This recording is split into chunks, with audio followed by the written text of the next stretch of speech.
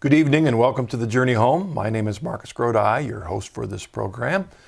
Each week, EWTN gives me this great privilege of introducing to you men and women who, guided by the Holy Spirit, awakened in spirit and truth to the beauty of our Lord Jesus Christ and His church. And many of them, the church was not on their radar screen for most of their lives, but the Lord opened their heart to see the beauty of the fullness. And as we're in this time of Lent, I find it a little interesting that certainly not only the Catholic tradition, but many Christian traditions, especially today, have recognized the great liturgical heritage of Advent and Lent, Holy Week. But not all Christian traditions have done that. And so, in fact, some historically have not only resisted it, but specifically rejected it because it was papist. And that may be at least part of the heritage that our present guest brings with us.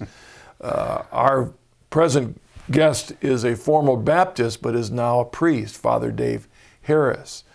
And Father David, it's great to have you on the journey home. Good to be here. Thank you so much. What a privilege and honor. To travel here from Kentucky. Yes. Which, I don't know that our audience completely knows this, but Kentucky was one of the earliest Catholic settlements in this part of the country. Great Catholic center. Absolutely. Yeah. Lots of history and tradition there, and that's one of the beautiful things, particularly in my own journey, of being able to take advantage of as I was exploring the Catholic Church, monasteries, seminaries, just so much history in the area. I'm guessing that a lot of our viewers, when they think about that you just said, they're not thinking about Kentucky. Right. But the reality is you're not that far from Bardstown. That's exactly right. Which was the proto 45 minutes cathedral of America beyond the Appalachians, right? That's right. Well, it's good to have you here. Thank you. It's good to be here. As you know, I generally invite the guest to take a large step back and give the audience a glimpse of where you came from spiritually. Well, it's a great opportunity to do some of that reflection in preparation for this time. I've always been a native of Kentucky, born and raised, and only lived in 3 areas. Grew up in southeastern part of Kentucky. They say it's somewhere between Old Yellow Creek and Polly Holler, so down in the mountains. Now that's near where the Cumberland Gap is, isn't it? It's just a couple of miles. So, and my point, there's the gate. That's what right. all happened That's in where Kentucky. everything happened, the gateway. And so, but beautiful place. I grew up there, spent first 18 years of my life there, and I was a Southern Baptist, came into the Southern Baptist Church as a child. Parents very devoted Southern Baptist, and so particularly my mother and my grandmother on her side were very instrumental in just sharing the faith and keeping us in our love for God. I think one of the other things that helped too was just the sense of love of nature. Being in the mountains, to have a mountain in your backyard is a pretty exciting thing. Yeah. So go up into the mountains, but it gives you a sense of the beauty and the wonder of God. So. Where'd you say you were located, between which 2 places? Old Yellow Creek and Polly Holler. It's down in the mountains. Well, I'm guessing between Old Yellow Creek and Polly Holler, were there very many Catholic churches? One. It's absolutely a very much Protestant. Yes, very much Protestant. It's been good, though, having converted to Catholicism. Sometimes when I journey back and the doors are open, to go into the church and just to spend some time there in silence. And what was your attitude growing up there, the environment towards the Catholic faith, as you look back? Well, it wasn't a positive one. I mean, it was... there were a lot of criticisms and critiques of Catholicism and Catholics.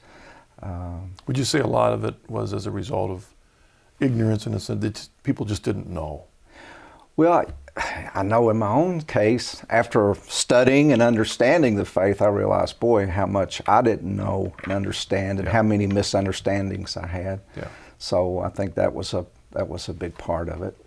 But the Protestant church, particularly the Baptist church, the Holiness Church, was very active in that part of the state and in most of the part of the state. So it's a very large Southern Baptist community. So, a young man of faith. Were you, if you look back to yourself, were you a young man of faith? absolutely, always had a love for God.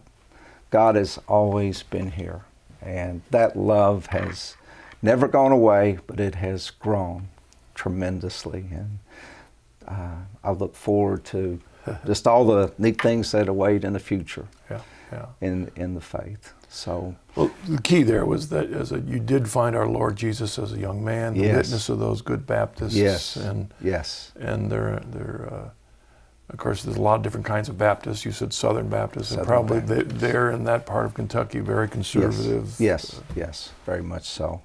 All right. So I was there for 18 years. Then I went to University of Kentucky and studied engineering, mechanical engineering, and received a degree in mechanical engineering, and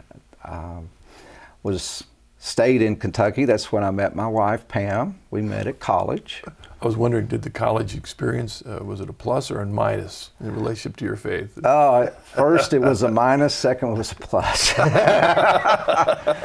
It was a big thing getting out of a small area and going into a larger city and all the things going on. That was a challenge. But eventually I hooked up with some people in the dorm floor who really were people of faith, and so we had Bible study and prayer and time together and sharing our faith with others. So it really set the stage for that. And when I graduated, we just stayed there in Lexington. I became a design engineer and got active and involved in the local Baptist church there. Had a great parish and was very good. Probably at that point, my faith was important, but at that point I also had some corporate ladder climbing goals in my mind, and so it's hard to fight that temptation, when you're yes. I mean, there's good there, of course. Yes. But to keep the balance. Yes. So your wife, was she Baptist too? Yes, okay. She was Baptist, and so I went at night and got an MBA at the University of Kentucky.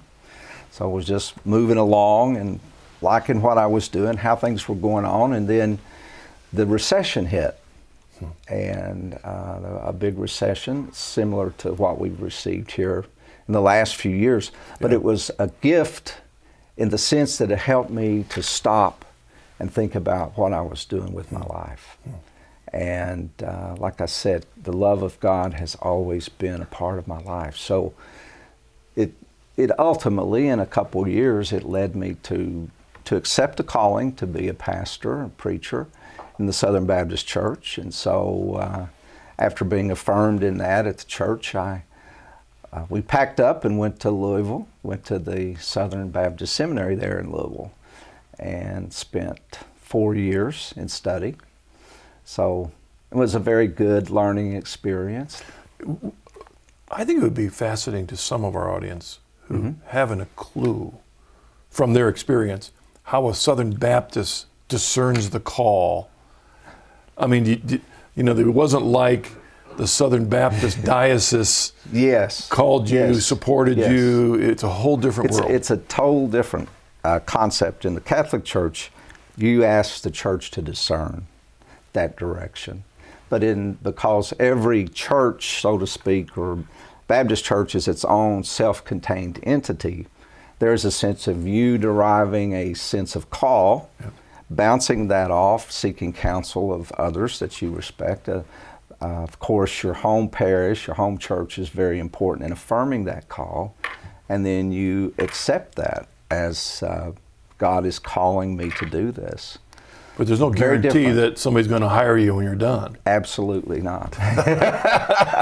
You're on when I graduated, you're in the market, and you're looking here, this church needs a pastor, this one does, and so a very different process. It almost parallel to the working world that you had left. Absolutely. You got a dossier, If you want a better so. position, you're sending Yes. your dossier out, Yes. and this group wants a leader, and Yes. there you are. I mean, Yes. it's a similar process. You're exactly right.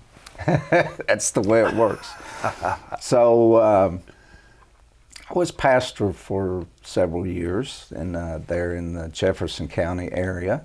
There came a time we had 2 children, and our family needed more time. I needed to spend more time, devote more time to the family than I could in being a pastor. And so we all made the decision that it was best at that time that I enter back into the working secular world and take the time I needed with my family, and then see where we would go from there. Which again, it touches that issue of the struggle. Yes, Between absolutely the priest, the family, and the marriage. Yes, absolutely, Very absolutely. good. I mean, it's just tough. It's tough, and it's a challenge, absolutely. But that's why it has to be, and I really appreciate that about the church, because in the discernment process that was looked at very extensively. And what's the support like in the home? What's the age of the children? Our children are grown up now, but if you had little children, it would be very difficult. But the church, because they're so wise, they take all that into consideration. Right. But at the time you're talking about, your children were younger. Oh yes, they were, 3, 4 years old. So, very much so. So I went at that time I took what I had, my education, and that helped me some, and began to work at the Regional Airport Authority in Louisville. And spent 12 years there working. My last position was manager of airport operations. So we were talking about a while ago, making sure the runways and taxiways and everything was done in a safe way. And so, but it was, looking back at it, it was really good preparation too, because it's like a very large operation, and you deal with all different types of people and personalities and issues, and so it was very good to be able to do that. But this was before 9/11? Yes. Because things changed after that, didn't they? Things changed, and I'll have to share a story about that. That's really good in this discernment process that happened sort of at the last of my journey before I left the airport, in the sense that when 9/11 hit, our facilities were located on the airfield, and so that's when TSA was created, the Security Administration, and so they took our facilities. All the administrative people ended up going downtown. So we took a whole floor of an office building and set that up. But what was beautiful about it, I remember the first day I walked in and was looking at it, there I could see the spire of the cathedral. And it was about 2 blocks away. And I spent, at least for the next 2 years, every day going to Mass. And that was life-changing. Okay, so... The noon Mass. Yeah, all right. So we may have to back up then. At what point then? So you're working downtown in Louisville. Yes. Still with the airport. But yes. at what time did even the glimmer of the Catholic faith come Well, into your... I got ahead of myself there. Sure, that's fine. That's fine. I was going to say that. Was sort of, that's on the tail end of it. Actually, what happened, Marcus, and it was a decade. It was a 10-year search. Mm-hmm. It was a search that I wasn't looking for. And one thing that I look back in this whole journey is that I had nothing to do with it. It was truly, I had no agendas. I was not upset with the Baptist Church. I did not know where I was going career-wise, but I knew I was where I needed to be. And so I wasn't seeking, but God was seeking me. And that's the beautiful part. And one day, my wife likes to go to the Goodwill. So she comes home with a book, and it's by St. John of the Cross, called Dark Night of the Soul. She said, you might want to read this. And so you can imagine somebody with strong Southern Baptist roots that, considering Catholicism wasn't high on the priority list, but it was the saints that started the journey with me. And he was the first one, John of the Cross. And then came Teresa of Avila, Therese. It was a beautiful thing. And they walked with me. And as I read The Dark Night of the Soul, the sense of devotion, the sense of love that was there in their faith that they had, it was then that I began to fall in love with the Catholic Church. And one thing you have to realize in this journey, as I said, I had nothing to do with it, is that I did not enter the church with any hopes of being a priest. I never considered that, never thought it was possible. I entered the church because I love the church. Yeah. I love the church. And so that was the beginning of the journey. And I just started because I love to read. I read many of the saints, the lives of the saints. Seemed like Carmelite spirituality was something, and Benedictine spirituality that really caught you. Yes. I'm trying to imagine. Yes. A committed, truly believing Southern Baptist reading Dark Night of the Soul. Yes.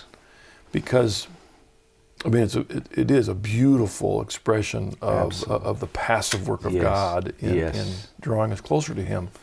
But there's a lot of theology in there that runs like this to Southern Baptist theology. Yes. And I'm just curious how you were responding to that as you were reading it. Did it take a while for you to warm up to it? It was like, no, this is right as you're reading. There was a sense of rightness. I think probably because I'm a person of passion, the passion with which John wrote and Teresa, their relationship with God was so intimate, their sense of communion and devotion.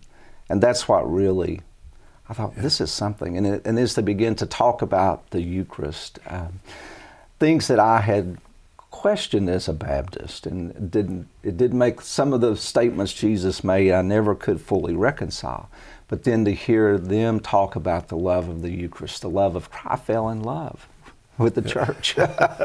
So it was a beautiful experience, and a natural outflow of that was, like you were saying, there's such a rich heritage, Catholic heritage in that area. So I found Gethsemane Abbey, Thomas Merton, some of his readings, and went there. I just fell in love with it. St. Meinrad Seminary and Abbey in St. Meinrad, Indiana. Loved that. I loved the silence. I loved the sense of peace, the sense of presence. Contemplation, that part of living a life of prayer is not a part of the Protestant understanding. Yeah. So it was a rediscovering of that. Yeah, I mean, there's different levels of it, of course, within the whole wide Protestant, span of spiritualities. Yes. And many of them, especially amongst many Methodists and that are being drawn to this. But yet, sadly, most of that tradition was truncated at the Reformation. Exactly. It has to be rediscovered. Yes. And so my guess is with John of the Cross, any of his writings, especially his Ascent, nearly every line, every paragraph is meaty. Yes, absolutely. So I'm envisioning, again, the living flame of love. Wow. So you have to stop and pause. Because that opens, again, another door to a deeper theology. Yes. Where did that come from? Who's he quoting? Because so much of St. Thomas Aquinas was behind John of the Cross, which is, again, someone else. Who's a Southern Baptist probably never read Thomas Aquinas, right? Never read Thomas Even in Aquinas. Seminary, right? And there was there's just that sense of connection there, and it was refreshing. But once again, I was just following in it, and that led me to the monasteries, the seminaries, led me to the parish. So I began to visit the parish, and for someone like myself, I was immediately impressed in the procession that the gospel was elevated.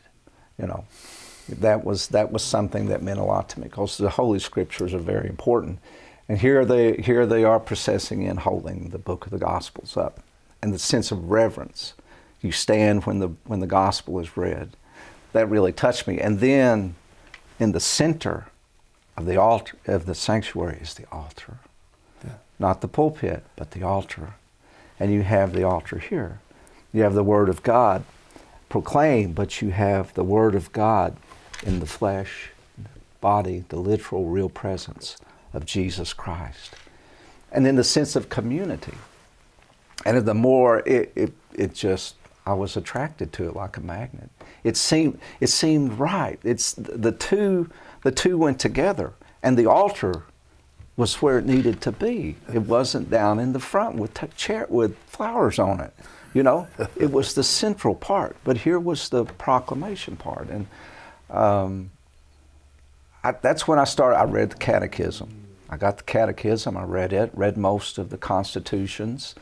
I've always considered myself as someone who sort of came in the back way because I like to read, I like to study and understand. So I did like to search the Vatican. You know, what are some of the constitutions? What are some of the apostolic letters? What's the church really teach? And what does the church really believe? And the more I read it, it resonated. And then the experience of the Eucharist, seeing that take place, and the experience of community. And community doesn't have the degree of importance in Protestant faith that it does in the Catholic faith. But that sense of community as opposed to the individual person. And to see, to realize the Spirit of God moving in the midst of the people during Mass, and it was such a beautiful thing. So you were being hit from a lot of different angles on this. Yes, was this while 10 you were? Years. Was this 10 years mainly while you were working for the airport? Was it also when during you were pastorate? Airport? So this is after you had taken time off from the pastorate yes. too. Okay. Yes. All right. So, this was all during that 10-year span. I'm wondering also, before you move on, in some ways the serendipitous, providential absolutely gift into your life of dark night of the soul. Absolutely. Had you had a dark night? Yes. Was that part of the reason? Because you had experienced some dark nights? Absolutely. Okay. Absolutely. Because sometimes this was the right gift at the right time. That's one of the things that I really love about Catholic spirituality is there's not one way in the church, but you have the Carmelites, you have the Benedictine, the Franciscans, you have all these wonderful paths in the church. You've got this multiplicity of paths. And so it was a great thing for me to begin to see that, as opposed to you do 4 things and that's what everybody does. But to see how God appreciates and gifts the charisms in each individual and allows that to take place. So you're being drawn to the church by the spirituality, which is absolutely, I truly believe is absolutely. Saints were leading me at the beginning. But I'm sure you had to start encountering a few doctrinal issues that were at contradiction to the issues of how we understood sin and justification and sanctification and purgatory and praying to saints. Did those become issues right away, or were they issues at all ever? They were not at first. The first was the passion. It was the people in love with Christ. That's what attracted me, the love of Christ. And then as the questions, as I began to consider, is God calling me to become a Catholic? Then I began to look at the constitutions and the things in the church, and I was amazed, and how much. And a lot of the questions, I know you probably don't want to go with this, but that I had questions about as a Southern Baptist was, this is my body, this is my blood. I always wondered. I couldn't make sense out of that. Or, and you're Peter, and upon this rock I will build my church. Well, how do you maneuver around that? And so these kinds of things became very good for me. And and a big one was evangelization. And I read Paul's 6 work, Evangelization in the Modern World, and I was just totally blown away. The mission of the church is to evangelize. And I was just, and I read the theology of the body, and just to understand the great, John Paul really helped in understanding the tremendous dignity of being created in the image of God. It was, the questions were answered. Mary, all of these things. Certainly Mary, at least in any parallel sense to the Catholic understanding, was not a part of your Southern upbringing. No, there was a respect, but not Right. a reverence that, Right. that we have in the church, and so it was excellent. So at that time, I entered into RCIA, went in the program, went through that for a year, and understood the faith, and sort of like Was this in the church that you were seeing outside your window from where you worked? Is this? No, this was actually in my community, Okay. in my neighborhood. But I did, at that time, I was going to Mass every day, noon Mass, and that was that was a very special, that was a gift. That was a big gift. But I did get into the RCIA program, did that for a year, and came into the church in 2002, was accepted. It was like, it was a homecoming, to put it in your words, and it was a wonderful experience. And I can't tell you what it meant to receive the Eucharist that first time, and to receive the oil of chrism. And it was awesome. I'm wondering, It's awesome. As you experienced that, how did you understand what you then were experiencing and accepting in relationship to your lifelong Southern Baptist? Well, the way I understand it and where I am with it is that the Catholic Church is the fullness of the church. And when I went to seminary and I studied that, and they really helped articulate what I was feeling. But to receive the sacraments, and to and the tradition, the 2,000 years of tradition. When you go to a class when I was in the Baptist seminary, you miss the first 1,600 years of history. It was sort of, that wasn't a part of the program. You started at the Reformation. But to go back and to follow that, and then later to go back and read the early church fathers and just see the carrying on of the gospel and the mission and just how it took place. Especially the spirituality, which so got your heart to see that wasn't something that was invented in the 1900s or the 1700s, but that the thread of the spirituality didn't even just come from John of the Cross. He's passing on the baton from the very beginning that can be traced all the way back, before Augustine to the early church fathers. Basics of our spiritual growth with Christ. Why don't we pause there, Father, and we'll come back in just a moment. Because at some point in there, you had the audacious idea about becoming a priest. So we'll see that. All right. Okay. See you in a bit.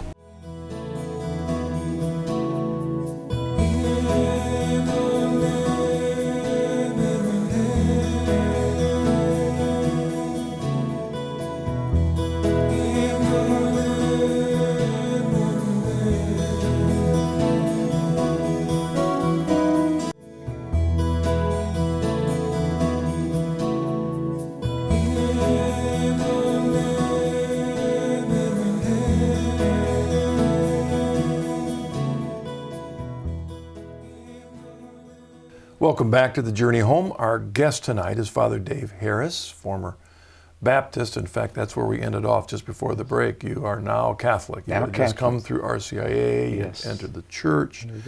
At the time, were you still working for the airport authority? Yes. Still probably about 4 more years. Okay. 4 more years of that.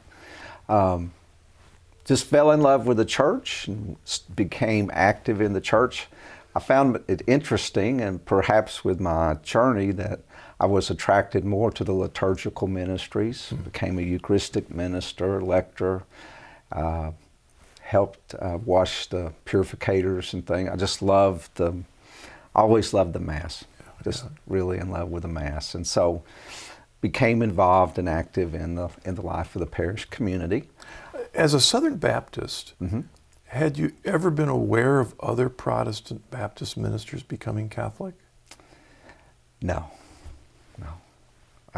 Probably the first one that I've ever heard of. So you weren't doing it really following in anyone else's Yeah. footsteps. No. That this was really the work of the Holy Spirit It was in the your work. life. Yes, and at this point in the story, that wasn't on the radar. Yeah. Period.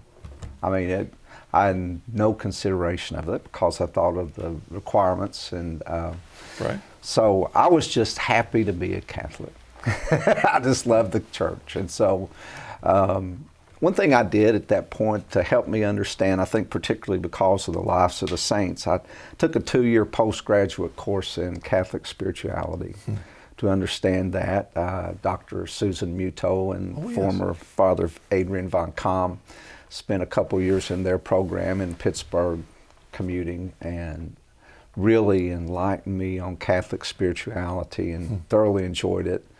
And was just continuing to be active in the church. And at that time now I was downtown going to daily mass, enjoying that tremendously. And so I was at a point finishing up this program. It's like, where do I go from here? What's next? And so I was talking to some people at one of the seminaries that I had developed a friendship with over the years. And he said, well, have you thought of the priesthood? And I said, no, I have not. I didn't think that was a possibility for someone with my status. He said, well, I'm hearing that it is in certain situations. That was the first. Wow. And, but it really, I said I would pray about it. And there was another year pass of just prayer and seeing if it was right. And the more I prayed about it, the more I studied about it, the more I realized that there was that possibility, I began to explore it. And I've always thought of myself in the journey of the priesthood as just being along for the ride. All I did was ask. That's it. I didn't know where it was going to lead me. I didn't know what it was going to do, but I felt within my spirit that I would ask after what I had learned. And so I asked, and it started a multi-year process that I went through. And one of the first questions I had was, where do I start? You know, so it's not that common of a thing. And fortunately, there were some priest friends that I developed friendships with through the parishes who introduced me to the Archbishop at that time, who was supportive in exploring this option. And so I was still asking, well, where do I start, you know? And that's when somebody said, have you watched Journey Home? And I said, no, I've not. So that's when I started watching and going to your website and pulling up videos and things. And I really connect. It's like, here's a connection point, because there wasn't, you know, there's not a lot of people out there in this situation. So here was somebody, here was your ministry. So the Journey Home got you connected with It the Coming got Home me Network. connected. Father Larry Blake, watched him sitting right here. Wonderful priest, still maintain contact with him today. Former Lutheran. Yes, and he was very supportive of me in my journey, helped me when I was get snagged or whatever. And so Journey Home played a very important part in this. And that's one of the things, that's why I feel such a privilege to be here today, because it truly is an honor to be here for what you've done. And others like Dr. Scott Hahn, I love to read. Sure. A lot of his materials were very good and helpful in his own conversion process. So the journey began in the priesthood. And so well, I wanted to say that what the pathway you took from the Baptist ministry and then into the church, and then later discovering the possibility of the priesthood, is, whether you intended it or not, is a pathway that we strongly recommend in our work in the Coming Home Network, because there's a story that Christ tells about going to a wedding feast, and he tells his disciples, don't take the top seat. That's right. Because somebody more worthy may come along and kick you out. He says, no, you take the bottom seat until you're invited up. That's right. That's right. And that really is a key when we who are Protestant ministers enter the church, Yes. the danger of coming in with maybe a blind Yes. attitude of entitlement. Exactly.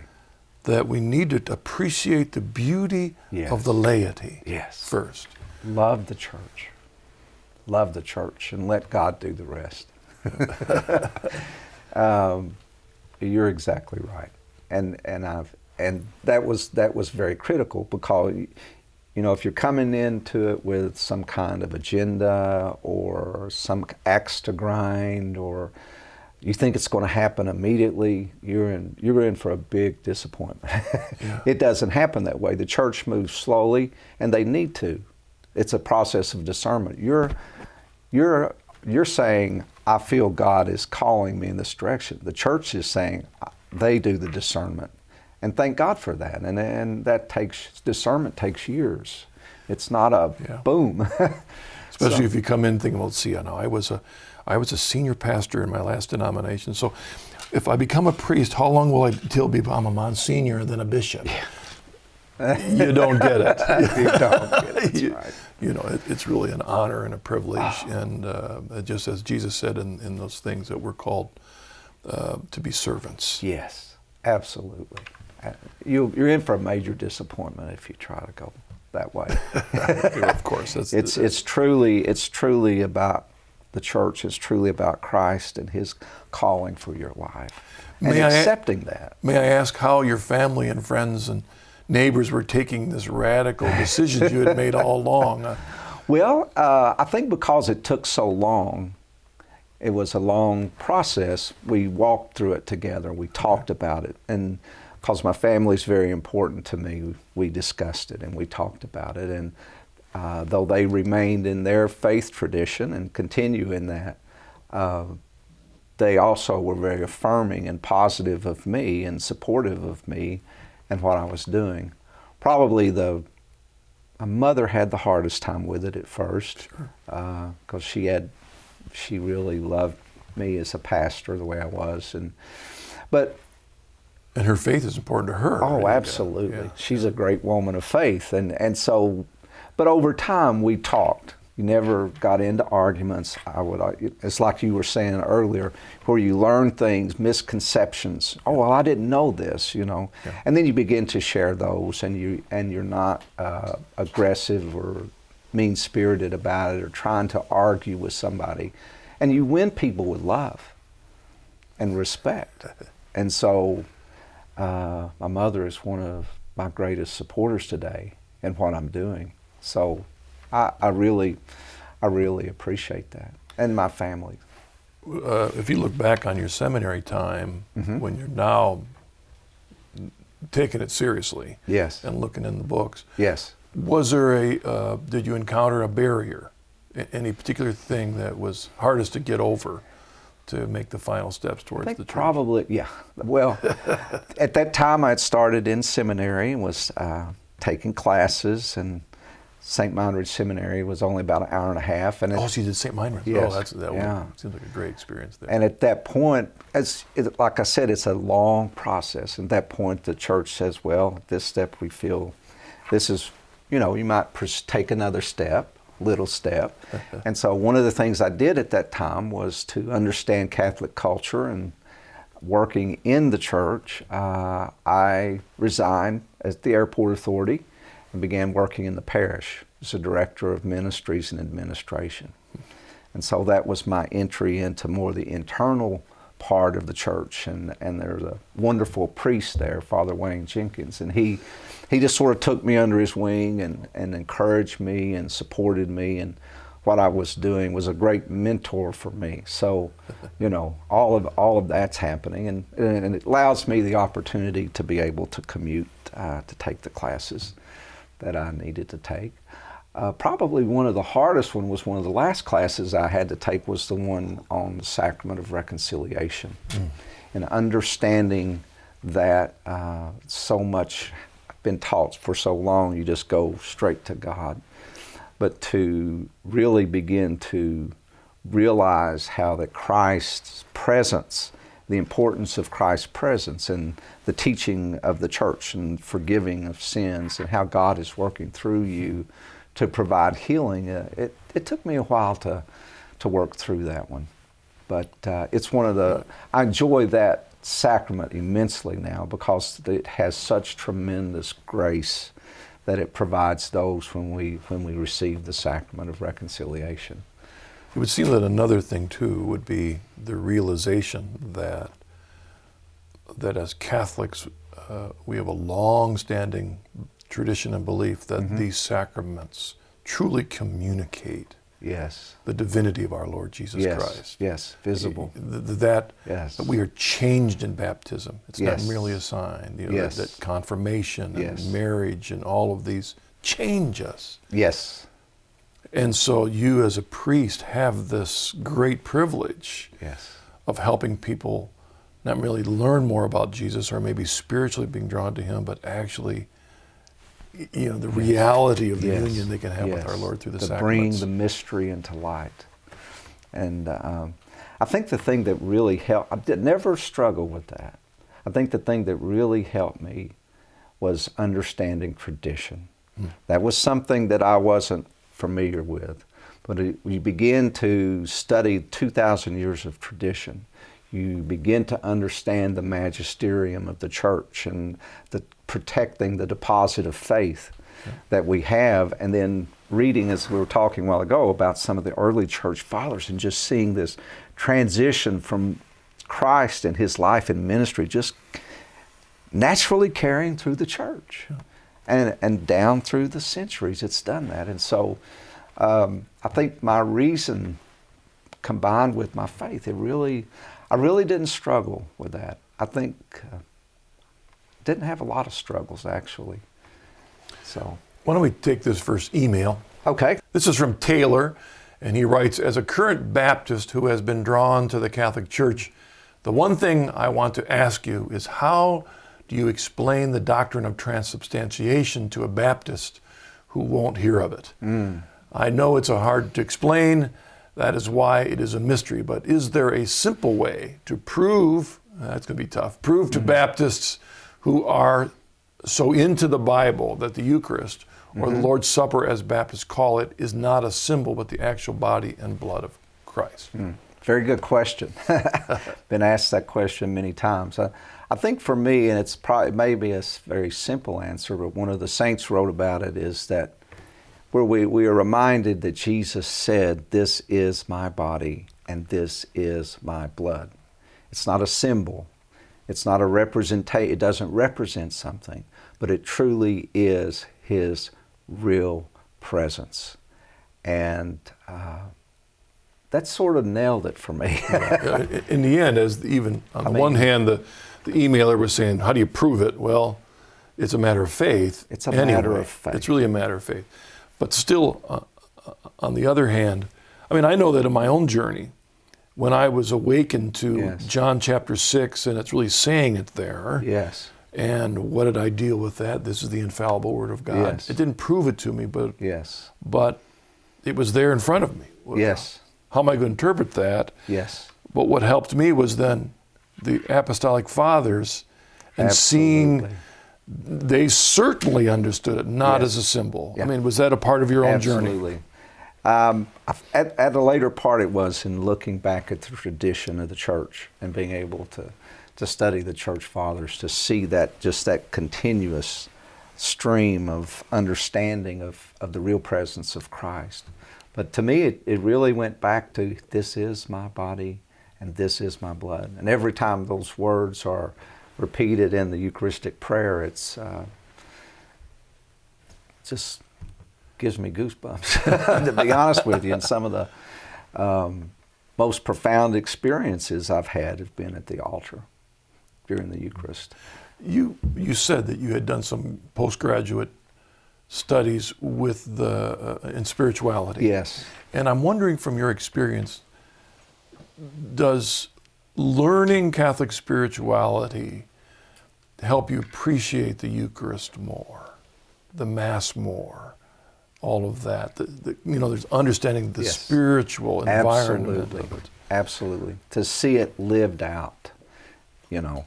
I think that's the important thing. You have the reasoning. That's the beauty of the church, and I think the message for today is this connection of faith and reason. But to see it lived out, to see it experienced, and I was just sort of reminiscing as we were talking, as thinking before I came into the church, and we would always be dismissed before the Eucharist, and there was a point I said, I just don't want to be dismissed. I want to just to be in the presence of Christ. And it was almost like it being engaged. There was that sense of anticipation. And when it actually happened, it was so real to me. It was so real. So we Protestants typically, they focus more, the Eucharist, the Lord's Supper is more of a thing of remembering, and it's more of a thing of testifying of who Christ is. But there's that third element which dwarfs everything else that is so important, and that is His real presence and His real body and blood in our lives. And that's what sustains us. But to try to explain that to a Baptist is a very challenging, and it boils down to a matter of faith. Yeah, it really does. But for me, it's so real. And we don't want to say it because they're stubborn. I mean, that's not the issue. No. I think because we've been there, we understand that in the background of many who are outside the church, part of their background are understandings about the church that can be very negative, yes, that aren't based on yes, reality. They aren't based on truth. Yeah, you got to work through a lot of stuff. Yeah. It's just reading and understanding that. I think that helps a whole lot, and just correcting some of the misconceptions. I hear that all the time. Well, I had no idea. Yeah. And so a tradition that was strong amongst many non-Catholics is that the miracles ceased with the apostles. And was that a part of your background? Did Southern Baptists believe that miracles still happen? Some. Some miracles. Yeah. And not others. I mean, the reason I bring that up, because then you look at saints. Right. You know, the reason a man becomes declared a saint is because the church has very carefully discerned that a few miracles happened as a result of his intercession. Yes, yes. Or that this is becoming the body and blood of Christ. Yes. Well, if you come from a tradition that says, no, all miracles ceased with the apostles. That's right, yeah. That closes a door to the openness to that work of the Spirit today. Absolutely.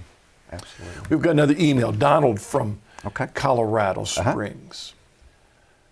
According to Matthew 16:18, Jesus said He would build His church and the gates of hell would not prevail against it. To me, that means any church started by anyone other than Jesus and at a later date must be false. Did that fact influence your decision to leave your Protestant denomination and join the one true visible church that Jesus founded?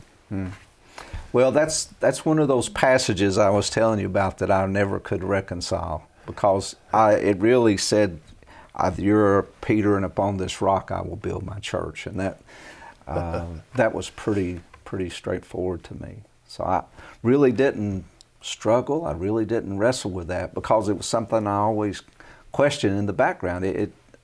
Jesus was pretty clear about that. And then we have the tradition of the church that carries on through that. So, yeah, you either had to come up with some kind of knee-jerk answer to those difficult questions when you were preaching from a pulpit. Yes. Or avoid it from a pulpit. Or you didn't understand it. Yeah, you just, like you said, you maybe hit it every now and then, but you avoid it. I remember hearing a group of Protestants, their answer to that, back when I was a Presbyterian, that particular verse wasn't there originally, that later the Catholic Church added that in. I mean, literally they said that, in the late first century. Well, as soon as you open that can of worms, then which verse holds any validity? Yes. You can say that on anything. Absolutely. And anything if you look at Peter is mentioned over and over and over in the Gospels and the New Testament letters, tremendously. Just some of that, you see the primacy and the importance of that, and how that carries into the magisterium of the church. We've got another Okay. Email, Father. This comes from Myron from the state just below you in Tennessee. All right. Hi, Myron. With Father's background as a Baptist, does he have any suggestions for how to explain the Catholic practice of baptizing infants? I have friends who think parents should wait till their children are old enough to make their own decision about being baptized. Another good question. I think the part of the understanding of that is understanding the age of accountability and coming into the church. The thing that really helps me in sharing with others is the fact that God gives us grace. He does not want to deny that grace to the least of those. And then the other thing, which is very important, which I really appreciate when we celebrate the sacrament of baptism, is that these children are coming into the church under the care of their parents and godparents.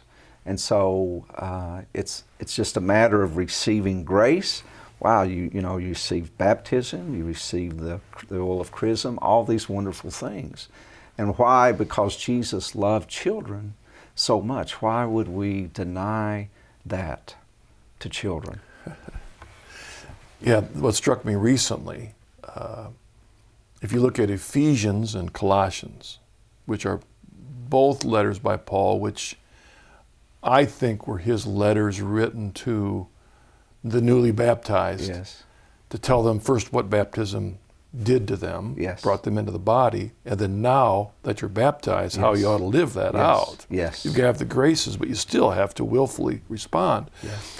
When he's writing these letters to adults, the most important thing he has to constantly tell them is, you've got to now put off the past. Yes. You have grace, Yes. but now you got to put off all the stuff that's built up in you for 30, 40 years Yes. and start living a new life. Yes. The beauty of infants Enjoy it. have the grace, That's right. but not the past. That's right. So now, from a clean slate, That's these right. infants have the guidance of spirit-filled parents to bring them on. That's Yes. the beauty of baptizing Yes. babies. Absolutely. They don't have the past to mess with. So, I mean, there's the beauty of that. It is. Let's take another email. George from Charleston. I come from a strong Southern Baptist family, came from yours, and feel called to enter the Catholic Church. I am concerned, though, that my family will not support my decision. What can I do?